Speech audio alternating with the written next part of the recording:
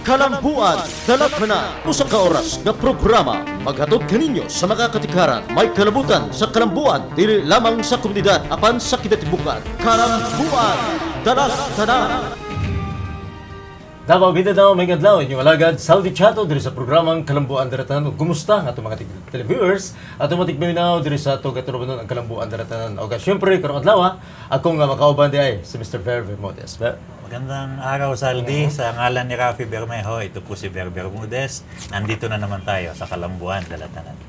Murag din ako makauban karon si Rafi Bermejo. O syempre, naman si Mr. Ver Bermudez. Atong kauban. Ato sab, syempre sa matang adlaw, inyong makita o may buwan sab kung sa mga isyu nga ato pag-isgutan, pinag-usab sa atong pinalangga na congressman sa unang distrito ni atong Takban sa Davao, Congressman Carlo Nograles. Maayong adlaw kanimo Zaldi, kanimo Ver, ug sa tanan natong mga tigpaminaw tigtanaw sa atong programang Kalambuan Dalatanan, maayong adlaw ninyong tanan. Ngayong araw, Saldi, as usual, nakasama natin si Congressman Nograles. Madami tayong pag-uusapan. At katulad ng dati, sisimulan natin yan sa mga nangyayari sa Congress. Yung tinatawag natin update diya sa Kongreso. Sunod, mauni gitabunan ng issue nila Bong Navarro, nila Cedric Leo, ni Denise Cordero. Ito dapat ang malaking usapin ng bansa. Yung MILF agreement na pinirmahan bago lang sa Kuala Lumpur. Pinirmahan yan pero hindi pa yan final. Pag-uusapan natin, tatanungin natin si Congressman Nograles dyan. Tapos, pupunta tayo dun sa isa pang issue na mainit, yung FOI. Ito, importante ito sa madami, lalong-lalo na sa media na katulad natin. Dahil ito daw yung transparency at saka yung mga iba pang bills na nakapending dyan sa House of Representatives. At sa katapusan, mag-storya itong mga bigyan natin daan yung mga tanong galing sa barangay. Og sa kutan na ani karon mapanahon na murag busy kayo si Congressman Carlo Nograles sa matag niya. Kumusta man ka? Nini mapanahon si Congressman. Okay man, mas maay man gani ng busy ta, mas lipay gani ta na busy kita. So, medyo nag-normalize na actually ang atong trabaho. Dili susama tong last year, medyo naglibog pa mi kung unsa ba ang among role diri sa Congress, national government, napabay PDAF. So daghang kay mga issue na medyo na nawala ang among focus diha sa among trabaho kay kining tungod sa mga issue na ning gawas. So now medyo natapos naman kana siya na decision Supreme Court karon medyo naka-focus kami sa among trabaho. So ang among legislative work ug ang among mga district works nagpadayon lang gihapon, nagpabilin lang gihapon. So okay na, medyo okay na ang among trabaho karon. Daghan kay atubangon ang Kongreso nining mga panahon na Congressman Carlo Nograles.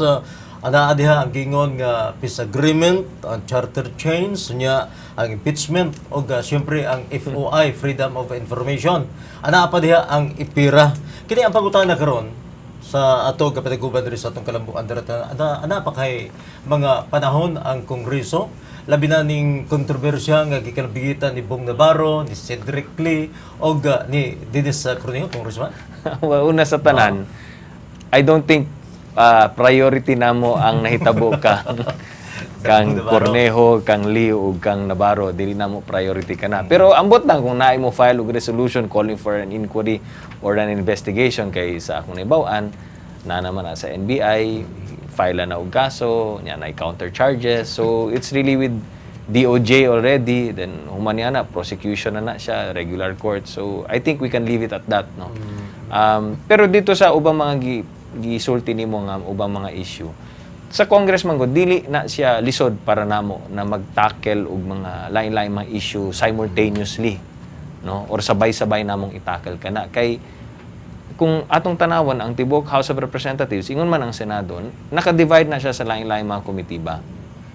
So per committee, nailain-lain mga priority, nailain-lain focus, nailain-lain mga issue na pwede nilang i-tackle, questionon, pangutanon, investigate, inquire, or mag-create og legislation.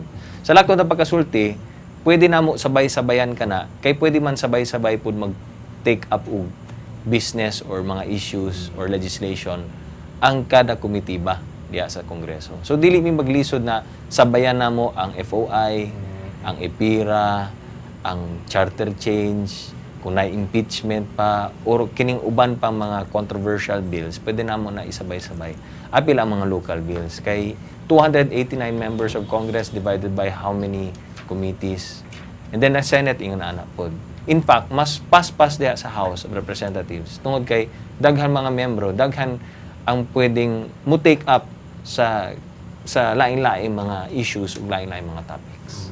Congressman Carlo, kanang pagpili bitaw sa kanang unahon or priority sa House, na ba na consultation na gibuhat si Speaker Belmonte o ipasagdan lang siya sa mga congressman kung sa unahon? Well, ang kada kongresista, naila-ilain silang mga priority, di ba? I have my personal priorities, na akong mga personal agenda, na personal na akong ginapush. And it goes with all other congressmen, 289 ka kongresista ka na. So, each and every congressman, na mga local bills, na sarili niyang mga ginapush na legislation.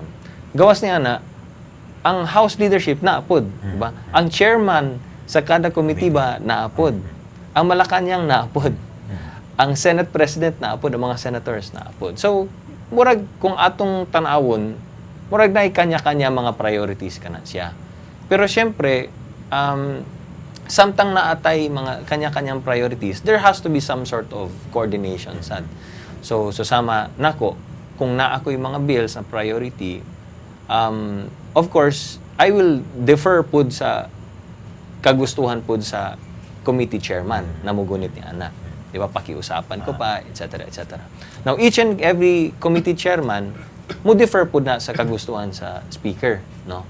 And sa majority leader. Siyempre, mananghid usa na mawakin ang mga priorities nato, or they will wait also for the leadership to tell them, or in coordination with Malacanang. So in other words, it's a series of consultations, no? Na dili malikan na dili ka pwede mag-solo-solo magudiri, no? It always has to be first and foremost, you have to get the leadership to calendar it. Secondly, you have to get all of the members of the House to support it, or majority, at least majority of the members of the House. So, dili ka pwede mag-solo-solo diri. Kinihanlan na agyoy coordination with the different chairmen, House leadership, even Malacanang. Now, Malacanang also has to coordinate with us through the LEDAC, dapat, na atay Legislative Executive Di man daw Development. nagmi-meeting ho Development Advisory Council, ang LEDAC. Pero you're right, no? Ang problema is, dili kayo nila hilig mag-LEDAC Di meeting. sila active. Yes. Dili kaya sila nagpatawag og LEDAC meeting. Pero the reason why they don't do it is because pwede naman daw, without the LEDAC, masabihan naman daw nila ang leadership of both houses kung unsay priority nila. So whatever it is, kanya-kanyang leadership style yan eh. As far as this administration is concerned, ang LEDAC doesn't seem to be a mechanism that they seem to want to use every now and then. No? But it works. I mean, ang kung sa mga priority sa Malacanang, napapasa naman ng Congress. So, I guess kanya-kanyang style lang yan. Ito parang follow-up lang na question, Congressman Carlo. Vested interest namin media. Do you get influenced by media in matters of choosing your priority in the House? I suppose in a way, oo. Labi na kung mabasa nimo sa mga mantalaan, mabalitaan nimo sa radyo or sa TV na mao kini ang ginapush sa mga naa sa media, say for instance, ang freedom of information. So there's some sort of pressure din as far as congressmen are concerned, no? More so sa Senate, More so I sa think. Senate. Kaya nga mga senators, they're elected at large, so kiniahanglan pogi gyud ka sa media ug pogi gyud ka sa publiko, no? As far as congressman is concerned, well, dili man tingali kaayo because kanya-kanyang distrito yan eh. So I think the pressure is more so diha sa Senado. Although we have to admit na we also feel some pressure pag abot sa mga kanang mga pet bills na gikan sa media. Topic ng PDAF. Ang PDAF wala namang god kabalo man tatanan na wala na PDAF. Karon 2014 wala PDAF, pero ang kwarta na dito sa mga implementing agencies. Murag tanaw na mo nalimtan na ba ang PDAF? Hindi na yang maghisgot ang Congress bahin sa PDAF? Tingin ko ang nangyayari ngayon is parang sige subukan natin. No? Number one, no choice. No choice. The Supreme Court has already declared it unconstitutional, and both houses of Congress have already made their decisions. As far as the House of Representatives is concerned, gidivide sa 5 ka ahensya. As far as the Senate is concerned, naiuban na gibutang sa laing ahensya, naiuban na ni-waive na. Okay, so As far as 2014 is concerned, wala na yan. Tahimik na. So tahimik na tayo. Parang ang nangyari ngayon is, sige, sulayan na to, testingan na to ng bagong sistema, base hindi ay mag-work. So right now, ang nabili na lang sa mga members of the House of Representatives is kining oversight functions na mo. Which is, in other words, to make sure na kung naay mo duol sa among opisina, unya amo ning i-refer sa proper agency, dapat dili balibaran. No. Magka-problema lang tayo yan kung balibaran. And kung balibaran na siya, or pasagdaan, or dili tagaan og hinabang, diha na mo question ang Kongreso. So far, maaga pa naman January, February pa karon. So, murag, murag okay pa. So, tanaw na lang nato ni pag-abot og mga midterm, ug naa nay mga magreklamo ng mga kongresista, base mahimong issue na pud ni. But so far, maaga pa, sayo pa kayo, so, murag ipasagdaan ang usa. Pero ang pasalig na to, diya sa mga tao nang nagsalig sa PDAF, na kamo, congressman, nagtanaw mo na may implement ko sakto ng mga serbisyo. Yes, among ginatutukan karon na kung unsa may mga serbisyo na ginahatag namo sa una, scholarship, medical assistance, burial assistance, kining tanan, pilang infrastructure na gina-obserbahan na namo ni tanan na mapadayon lang gihapon kini. Which is why dito sa among opisina hinay-hinay nagabalik na tong mga tao na nagapangayag tabang kay nanami abilidad or capability na mag-refer ngadto sa proper agency.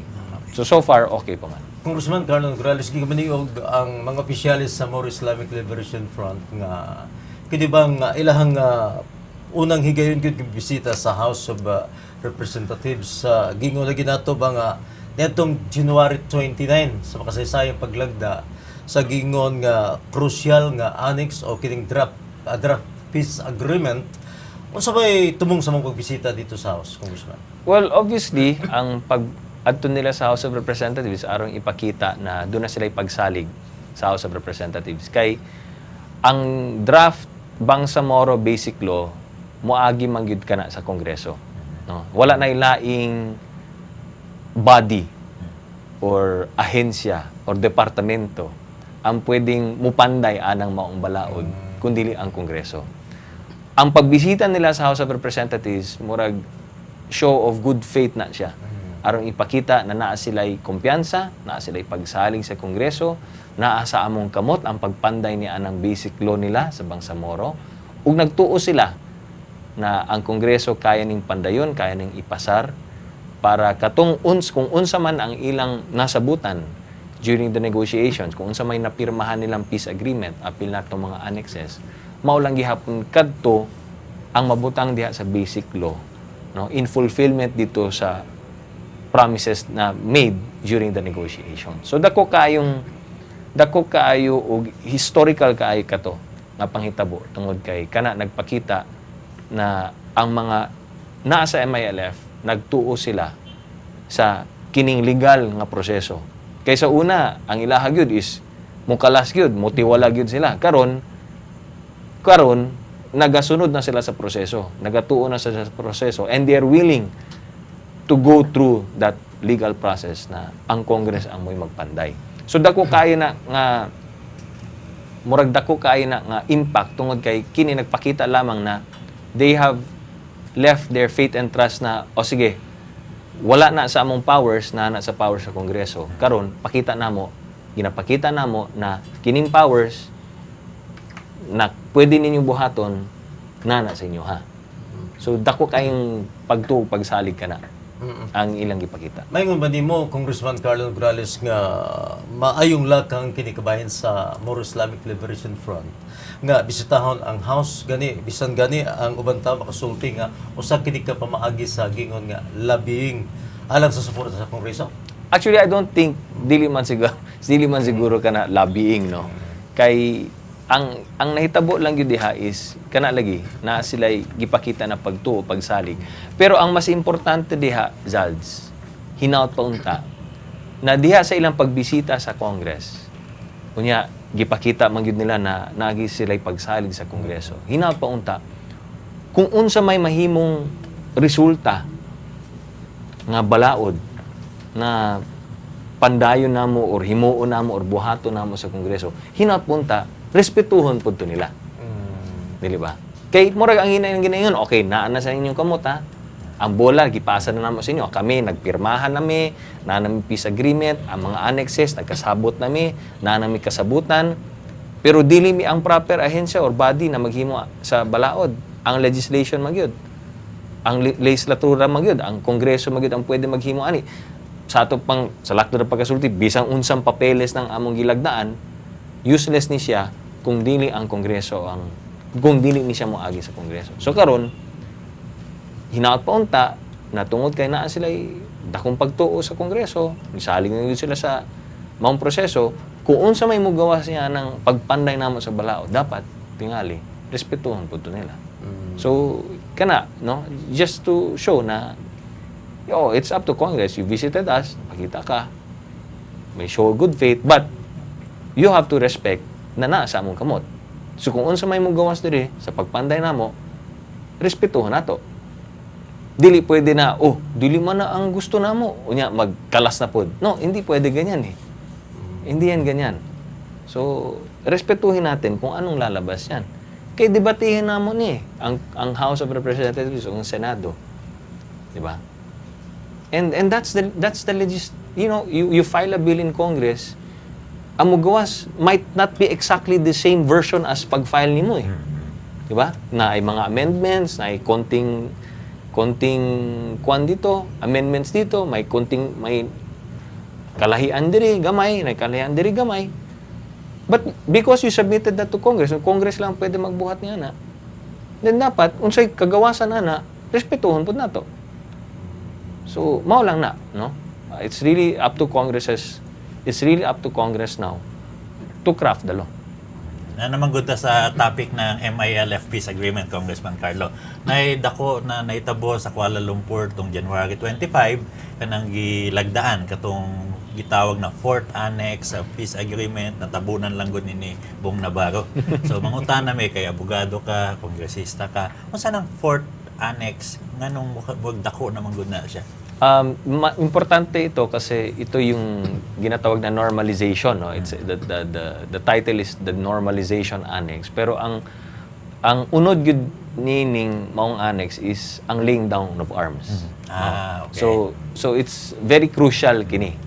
Kay diri makita sa maong annex ang mekanismo ug unsaon nila pag lay down sa ilang armas, pag-decommission sa ilang forces, pag-decommission sa kanilang mga armas, sa mga combatants nila, and ang pag-redeploy ng mga AFP dito sa mga areas kung asa ang MILF. Okay.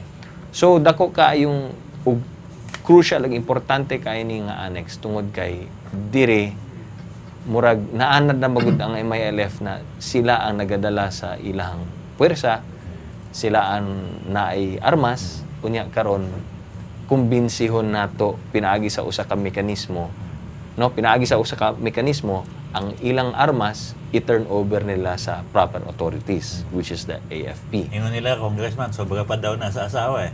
Hindi nila bulagan ang armas. Mao nang naiuban nagaingon nga it will not work daw kuno because sa kultura daw ng mga bangsamoro, dili na sila basta-basta na pwedeng buhian ang ilang armas. So, dapat na sa pagtulog.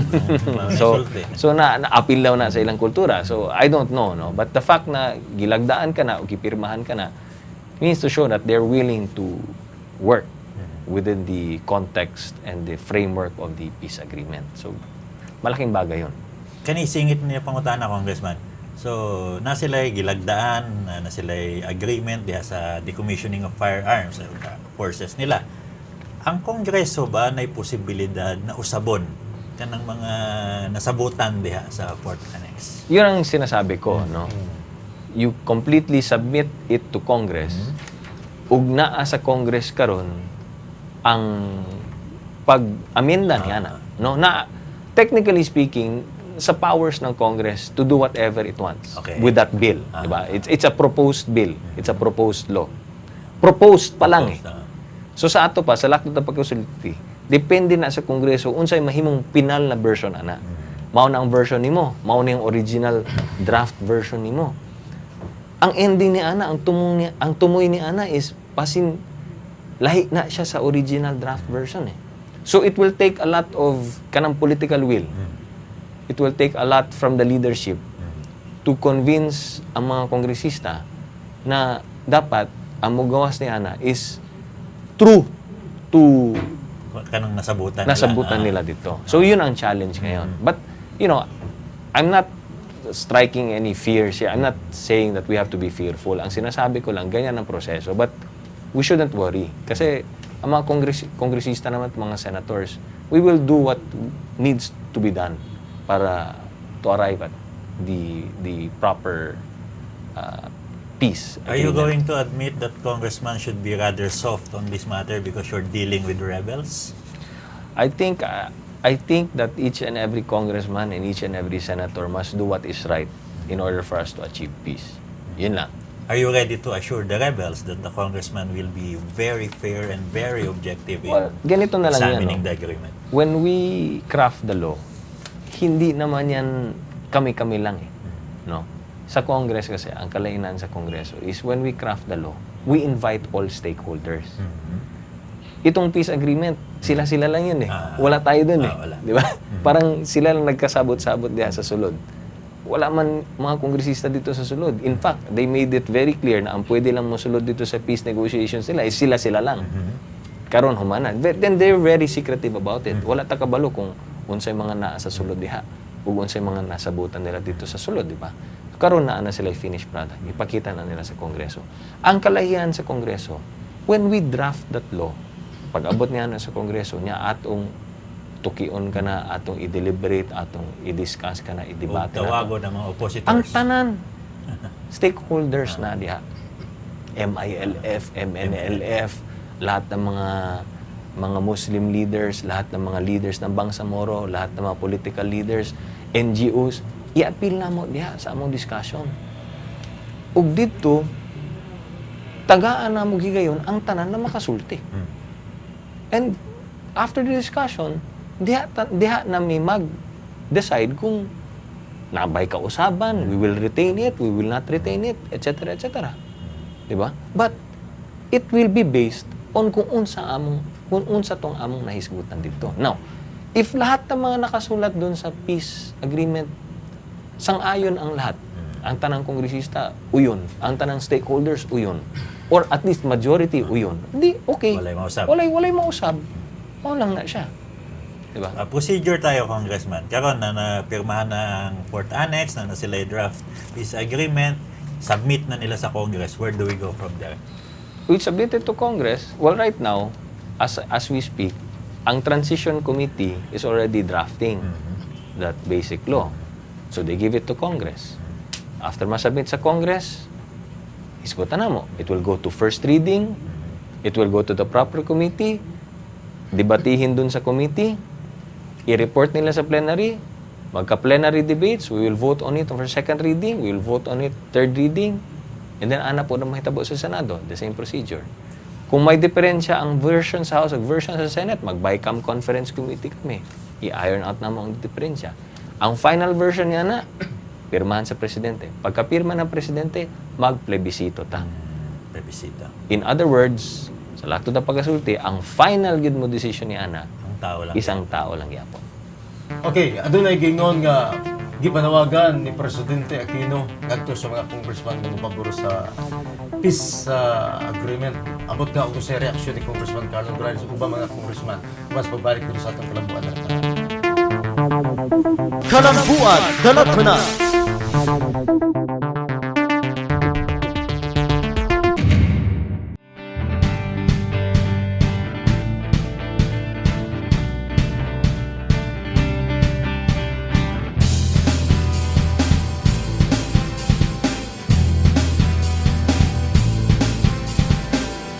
Ako si Annalyn Ukba, taga Matina. Nagadto ko diri sa jobs fair kay may taog trabaho para nakoy kwarta nga ikatabang sa ako ang pamilya. Magsulti na ko diri sa ilang sistema. Paspas siya, then gina-entertain gid nila kung kisa tong nag-a-apply. Na-hired ko sa Skillworks Manpower as service crew. Daghang salamat sa job fair nga gidala ni Congressman Carlo Nograles nga sa iyang programa nakatrabaho ko. Ako si Annalyn Ukba, na ako'y Kay.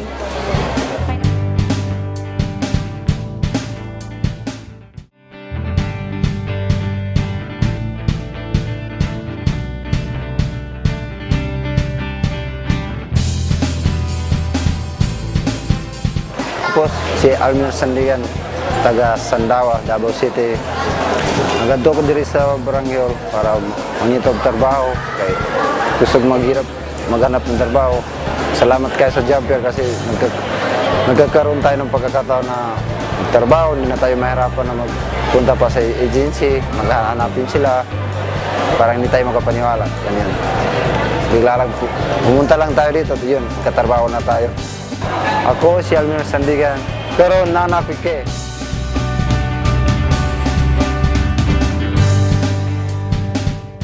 Kalambuan, Dalatmanan.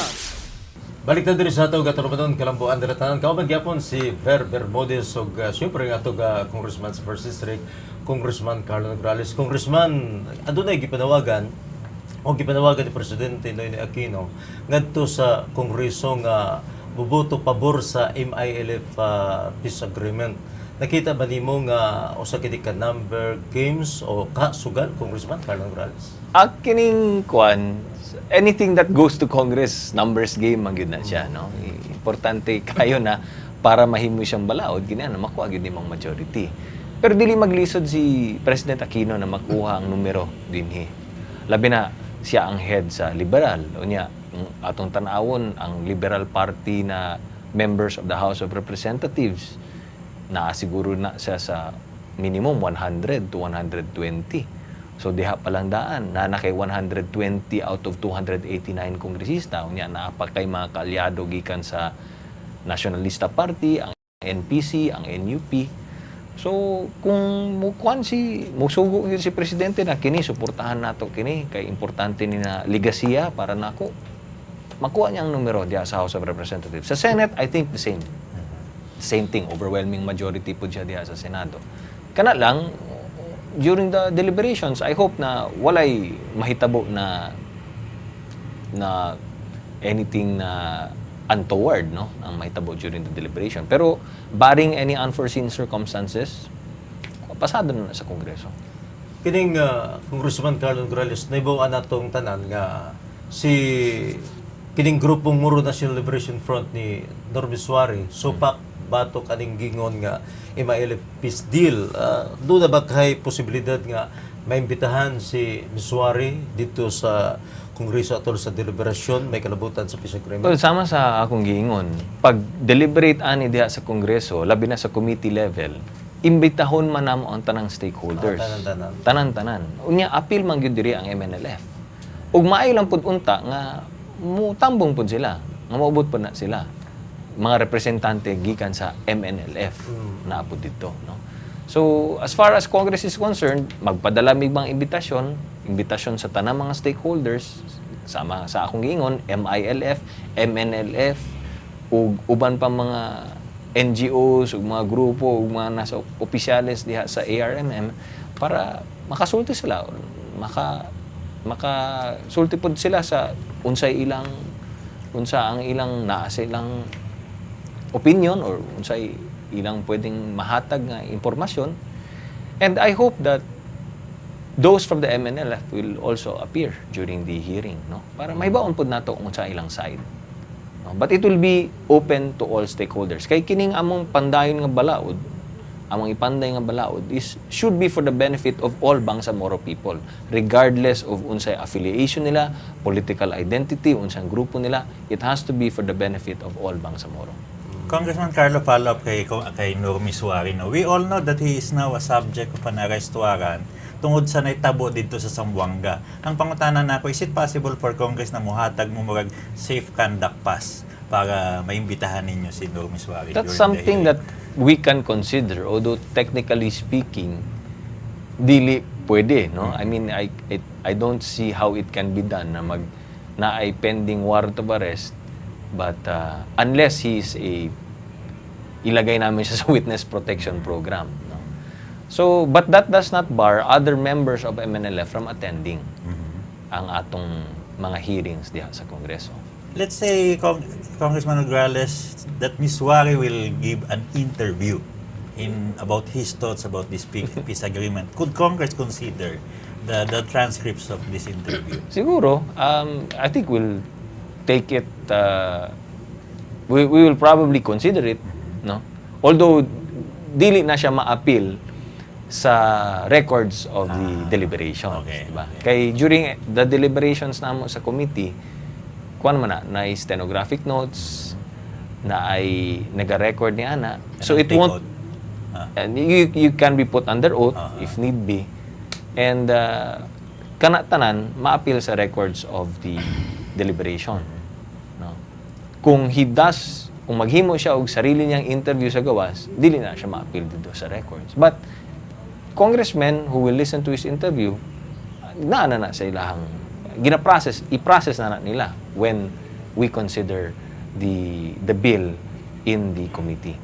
Gawas kang Ms. Wari, Congressman Carlo. Basing nalimtan nato ang ARM kay ang pagkasabot namo kanang peace agreement i-abolish na ang ARM diha. Ang pangutana, are you concerned, is Congress concerned about the abolition of ARM?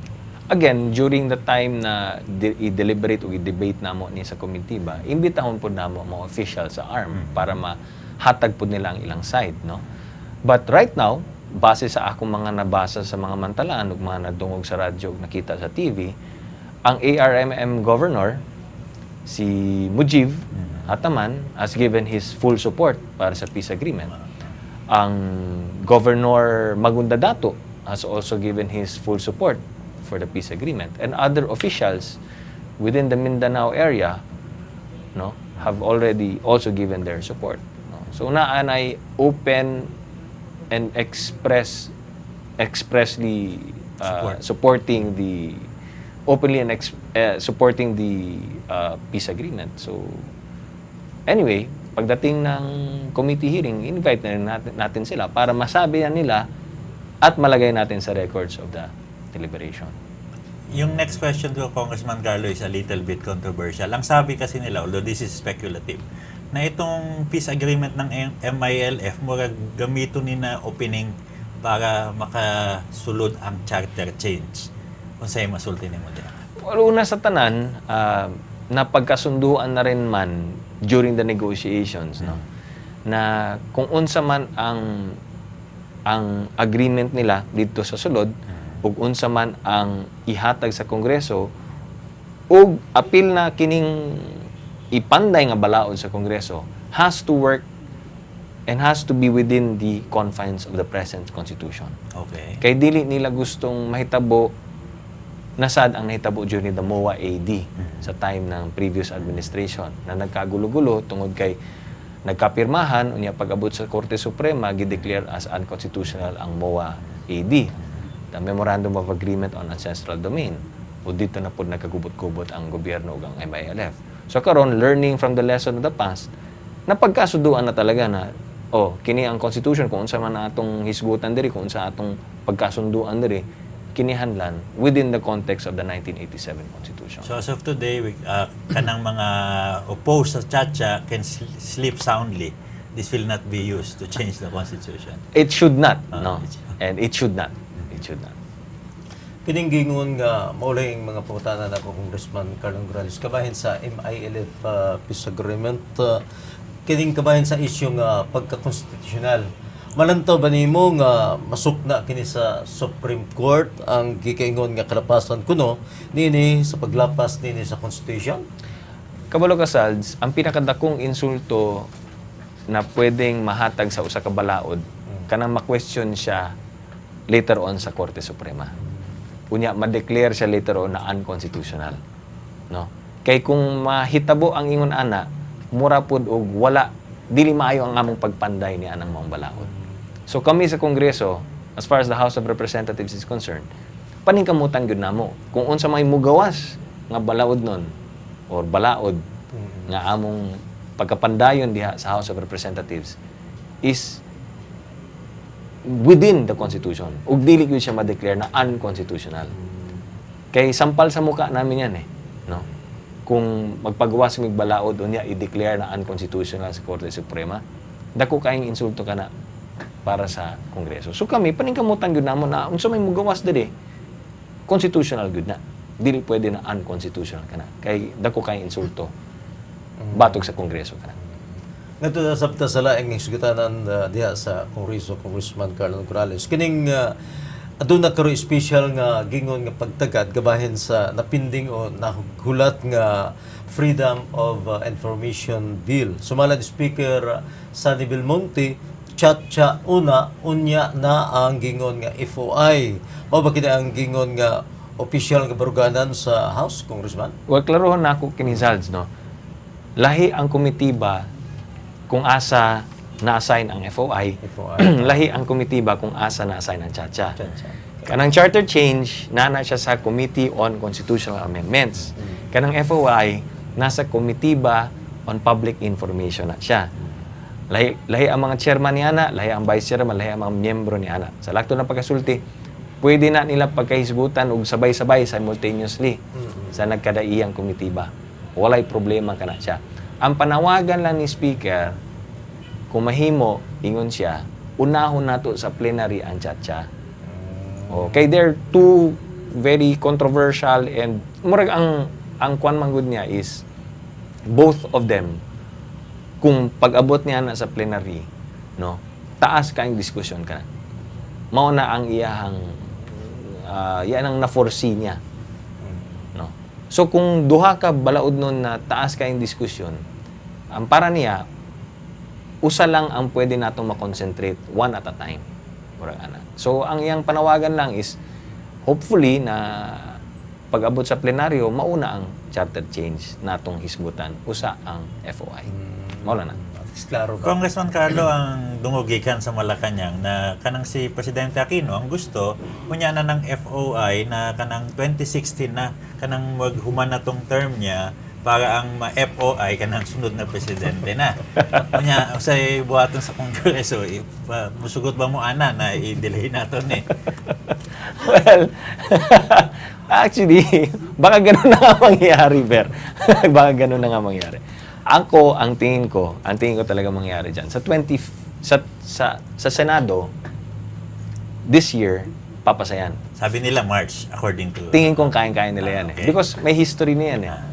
In the previous Congresses, laging sa Senado, mas nauna talaga sila napapasa yung FOI. Okay. No? So, may history na yan. So, if you base it on the records, parang sa atin pa, wala na tayong pag-uusapan eh. Kasi, in the previous Congresses, pasado na yan eh. So, mabilis para sa Senado na pasahin yan. Kasi in the previous Congresses, pinapasayan nila eh. So, tingin ko by March 2014, meron na yung FOI ang Senate. Ang House, tingin ko, 2015 pa kami. So 2016, magag si FOI, sals kay ano na kang Binay, o kay Duterte ba, o kay Grace pa ba, wala na takabaluan na. But anyway, panawagan na ang FOI i-certify na daw, media na nawagan na kay media manggod ng init diya sa FOI na Yes. i-certify as urgent ka ng FOI bill. Unsa ba yung epekto ng, when you say that a bill is certified as urgent, what can it do to the bill? Mapaspasan ang pagboto sa bill. Because ordinarily, a bill, if it's not certified as urgent, if it's just an ordinary bill, Okay. dili siya certified as urgent. Pag binotohan namin yan siya on second reading, kailangan ng at least 3 days. May 3-day rule yan eh. Okay. There has to be at least 3 days wherein the final version is given to members of Congress, Okay. no? 3 days prior to the voting ng third reading. Okay? So para maperuse namin, mabasa namin ang final version. Kaysa second reading manggod, botohan namin. So sa ato pa, botohan na mo second reading. Dapat mahatag na ang final version sa amo and then magbilang ka pa ng 3 days before mag third reading para mabasa namin. Pag sinertify na urgent yan, you do away with the 3-day rule. Okay. So, pwedeng after second reading, diretso tayo third reading. Kahit wala na yung 3 days. So, that's the procedural effect. But the, sabihin natin, psychological effect is pag sinertify of na Malacanang. urgent yan ng Malacanang, ng Presidente, ibig sabihin, very obviously, gusto ng Pangulo ito. So, ang psychological effect sa mga congressmen and senators niyan, kung gusto yan ng Pangulo, pabor siya ani, then we should pass it immediately. Klaruhin ko lang, in terms of procedure, if the bill is certified as urgent by the President, what happens to the committee? Are they under obligation to immediately come up with a committee report so that it will be given to the plenary? There is nothing in the rule that says na kailangan paspasan yan ng committee, but psychologically, no, that is the signal to the committee chairman and the committee members na i-report na agad yan para pumunta na ng plenary para mabotohan na yan on second and third reading. You may or you may not answer this, Congressman Carlo. Maski wala ng PDAP, bibilisan yan. I think so. Yes, I think so. I think so. Pag sinertify ng presidente, I think so. Si Senadora Gris po ang in charge sa FOI dito sa Senado. Kanya, sa gikay na sa unahan, nagiskutan na ito nga sa bulan sa Marso, ilahang mapasar na ang maong balaod doon, FOI. Maingon na ito karon nga, murabag ilang ginaingon nga, dapat paspasar po sa Kongreso ang gingon nga pagpasar sa maong nga FOI. Kay murag ato aman ang problema sa Kongreso magkano. Murag mo pasabot. Sama sa akong gingon, diya sa Senado manggod, nakapasar na sila, no? Kada kongreso ginapasar na nila. So mas paspas gyud diha sa Senado ang FOI. Diya sa House of Representatives never pa pumasa ang FOI, no? Wala pa na siya mapasar sa House of Representatives sa history niyan. Mao nang tingali mas paspas gyud sa Senado kay naanay history na ginapasar na nila diya ug paspas sa Senado, whereas sa House of Representatives naanay history nga kwan gyud naglisod gyud ang FOI diya.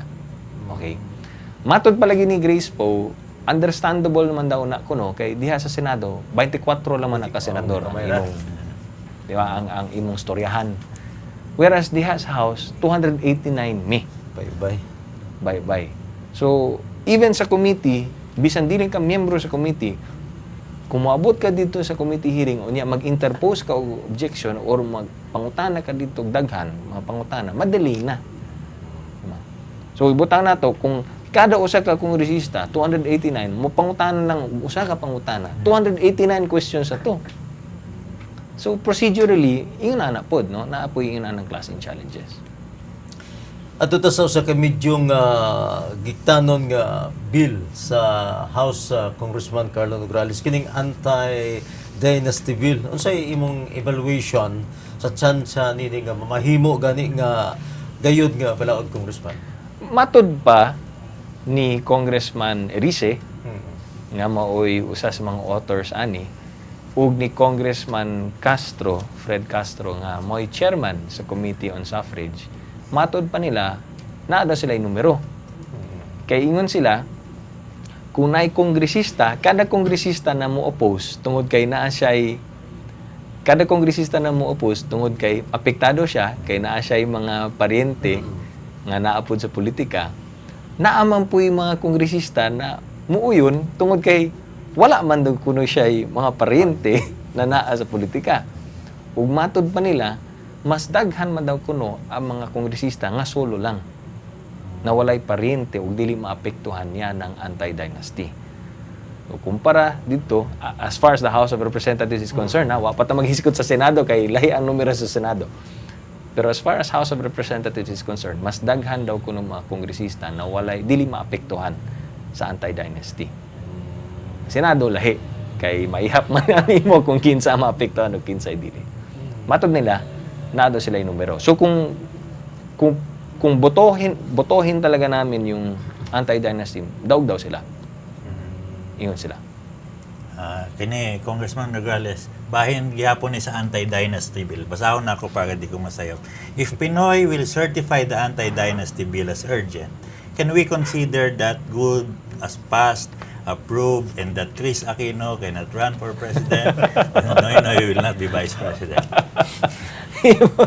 Kung i-certify ni sa Pangulo, na ni dako kayong effect, no? Again, procedurally and psychologically. Okay. So procedurally, pagka humana mong boto niya on second reading, unya daog siya, pwede namin agad botohin on third reading and then report na ng meron na kaming House version.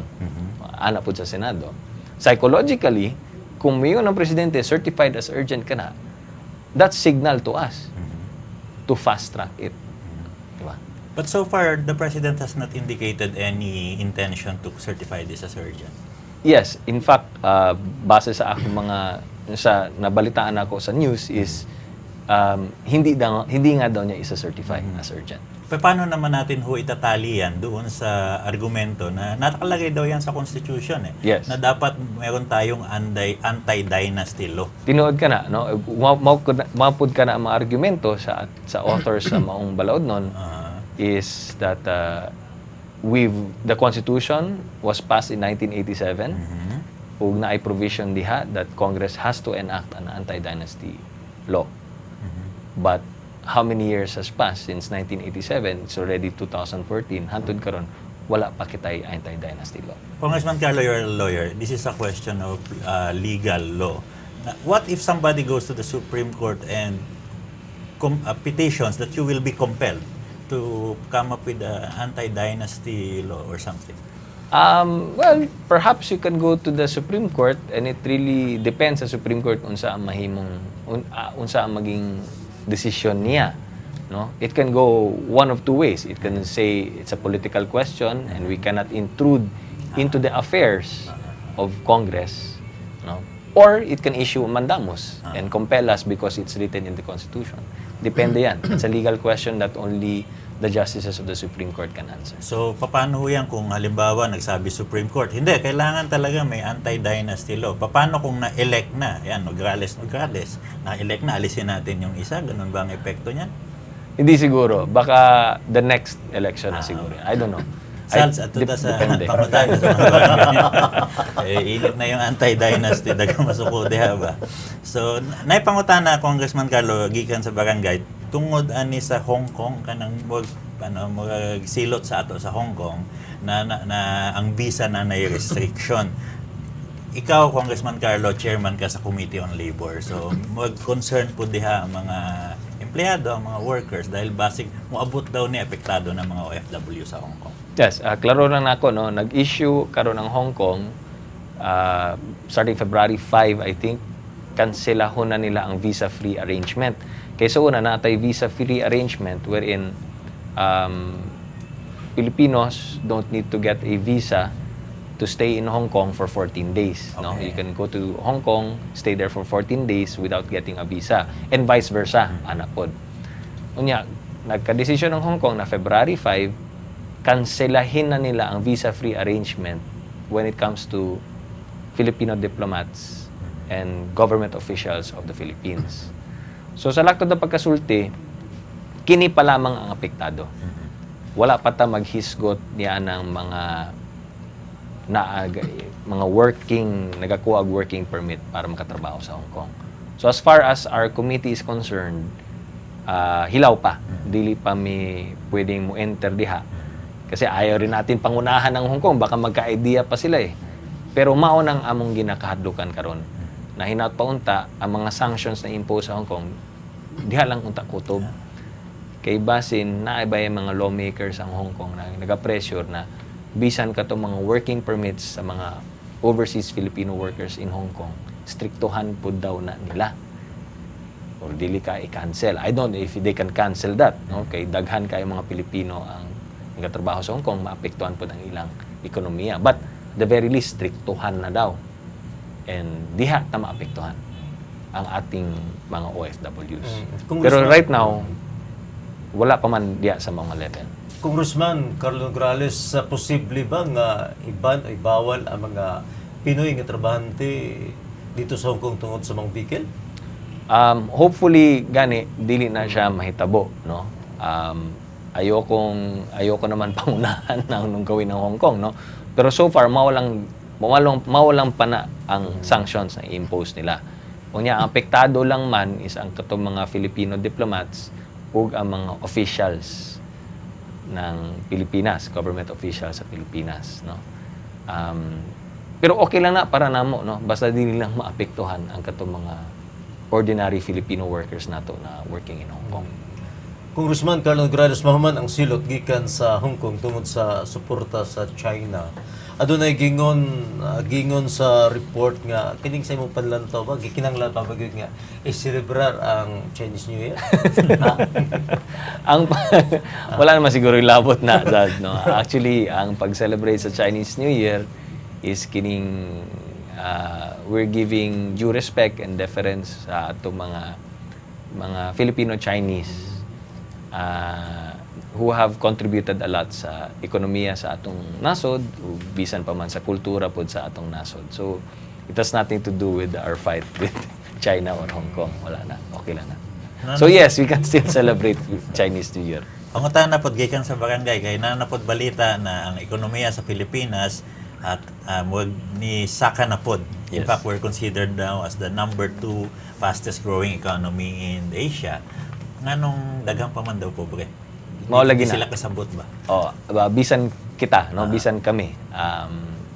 And it has always been the problem, no. Kanang ginaingon na trickle down effect na matud pa nila kung paspas ang pagsaka sa ekonomiya sa usa ka nasod, mo trickle down effect kana sa mga tao. In other words, kung unsay mga benefits na makuha sa paspas na pagsaka sa ekonomiya nato, matagamtaman lang gihapon kana slowly sa mga tao na naa sa ubos. Karon nay nagaingon na trickle down effect does not really work. O makita nato diri sa atong nasod na ingon anan lagi. Ako sa akong tan-aw, ang kinihanlan diri para matagamtaman sa matag usa ang tinuod na paglampo. Kinihanlan kung unsa may mga benepisyo na makuha sa atong nasod niya ng pagsaka sa atong ekonomiya, i-invest na nila sa edukasyon. Ug i-invest po na nila sa pag-create og trabaho. Mao lang na. That's the only way we can make sure that our people feels the effects of a growing economy. Kay kung dili ta mo invest dinhi sa mga scholarships, educational facilities, or pag-create og trabaho, wala gyud. Ang mahitabo lang ana ang mga dato masamot ng masamot ang ilang pagkadato, ang mga pobre masamot ang ilang pagkapobre. Ana lang mahitabo diha. Karon mao nang nay mga panawagan na basin mao na ni ang panahon na usabon ang constitution nato in terms sa economic restrictions. Kay matud pa nila kumpara sa ubang mga nasod, kita daw sa Pilipinas ang pinakahinay na direct foreign investments, no? Direct foreign investments. Hinay kay diri tungod kay wala pa nato ma-open up ang atong shores or atong country for investors to own land, no? Because of the economic restrictions. Now, if matud pa sa uban, mga ekonomista, kung i-relax nato to, kunya atong payagan nato, no? Ang atong mga langyaw na mga negosyante na magtukod og mga negosyo diri, magtukod og mga kumpanya, mga factory, manag-iya og yuta diri sa Pilipinas, then it may open up more employment opportunities for the Filipinos. So, usa ka na sa mga argumento nila na bisan unsa ka taas, unsa ka taas sa pagsaka sa ekonomiya, kung walay mo invest diri sa atong nasod, same lang gihapon. And that's subject to debate now in Congress. Whether or not, usabon man nato, katong economic restrictions nato, diha, pinagi sa charter change. Tabangan nato makasabot tong mga tao nagtanaw ka ng uban. Sa ubang nasod like first world country, United States, bawal ba ng No. foreigner na magtag-iya yung yuta? No. So sa ato lang na. Sa aton lang na, no? Even Indonesia, I believe, Malaysia, you can own land there. In the United States, you can own, di ba, naaganit tayo mga controversial, kanong naa siya'y condominium dito, nga na siya'y balay dito. So, you can own, foreigners can own land. Ug tanaw nimo Congressman Carlo na tungod ning restrictions dili kaabot ang ang benepisyo sa ekonomiya diha sa silong sa mga pobre. Well, mao na ang argumento sa ubang ekonomista, no? Na tungod kay walay naga-invest diri sa atong nasod, walay naga-invest ng mga factory diri, walay naga-invest na mga langyang negosyante diri, magtukod og mga kumpanya, mga factory. Kumpara sa ubang mga silingan natong mga nasod na naga-invest na dito, nagatukod ang mga factory dito, then nakahatag na silang trabaho. Pero kita diri tungod kay bawal man na. Dili walay trabaho, kulang ta sa trabaho. So, yun debatihin pa natin, no. Wala man ko mag-ingon na asa man ta mag-side dira, no. But mao lang ng argumento sa uban. Murag di na gina to kapugan, ver. Daghan pa unta na pero kasi tanaw na lang sila sa sunod. Murag ni usos na gyud ang atog tabil sa atong kalambuan dira tanan. Basi doon na pay mga mensahe ka puno si Congressman Carlo Nograles. Yes, una sa tanan, daghang kay salamat Zaldi ug kanimo Ver ug sa tanang mga nagtanaw na minaw karon. Salamat kay sa kanunay niyong suporta. Balik nami sa among session sa Kongreso ug balik na pud mi sa among district works diri sa atong distrito so magpadayon lang gihapon ta sa paghatag natong maayong mga serbisyo para ug alang sa atong katawhan. Ug syempre pa sa akong asawa nga si Marga ug sa akong mga anak Mateo, Massimo ug Nika kayong tanan, daghang kay salamat ug maayong adlaw. Ver. Sa ngalan ni Saldi, Siyempre, Rafi. ni Rafi Bermejo, tapos si Ver Bermudez, gusto ko din kayong batiin ng Happy Chinese New Year. Okay lang. O syempre nga to sabda, ito salamat kang sa VJ Salunga of Decoratives by John and Herx. O syempre alang sa atong set design sa Kalambuan Daratanan. O syempre sa atong makeup artist nga si Richard Bukbuk. O sungan ni Rafi Bermejo, o ba si Ver Bermudez, o ba ni Congressman Carlo Nograles. Sa tanan automatic paminaw, o automatic viewers, yung alagad, Saldi Chato, may ngadlaw.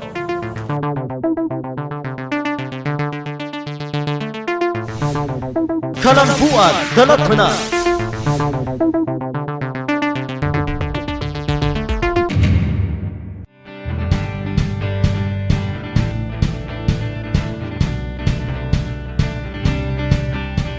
Ako si Michael Armacarambon, 20 years old, malupyo sa SIR Phase 1, Barangay Bukana.